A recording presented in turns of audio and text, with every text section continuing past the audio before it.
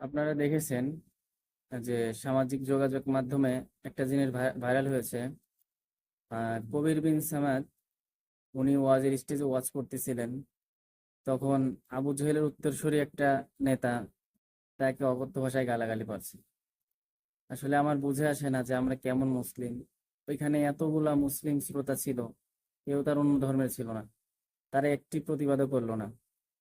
অথচ বাংলাদেশ থেকে ফিলিস্তিন কত দূরে, সেখানে মুসলিমদের উপরে নির্বিচারে তাদেরকে হত্যা করতেছে, তাদের উপর নির্যাতন করতেছে।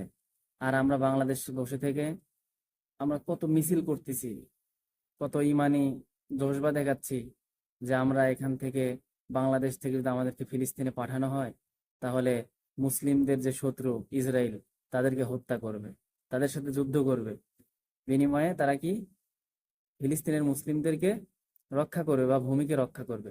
কিন্তু আশ্চর্যের বিষয় দেখেন যে বাংলাদেশে আজকে আলেমদেরকে, মুসলমানদের সামনে একজন আলেমকে একজন মানে কুলাঙ্গার বললেও ভুল হবে, মানে আবু জেহেলের রক্ত মনে হচ্ছে তার গায়ের মধ্যে রয়েছে। সে কিভাবে অকথ্য ভাষায় একটা আলেমকে স্টেজের মধ্যে গালাগালি পারতে মানে পারতে পারে, আমার সেটা বুঝে আসে না। আর সেখানকার আসলে শ্রোতাগুলাও কেমন ছিল, ওই শ্রোতারাই ফিলিস্তিনের পক্ষে দেখবেন স্লোগান দিল, আর ইসরায়েলের বিপক্ষে তারা বিশাল তাদের পণ্যকে বয়কট করে ডাক দিল। অথচ তাদের সামনেই একজন আলেমকে এরকম অপদস্থ করা হলো, অকথ্য ভাষায় গালাগালি পারা হলো, সেখানে একজনের কথা বলেনি। আসলে কথাটা বলার উদ্দেশ্য, এটা তো তারা শুধু ওই শ্রোতাগুলোর ক্ষেত্রে না, এটা আমার আর আপনার ক্ষেত্রেও। আসুন আমরা বের হয়ে আসি।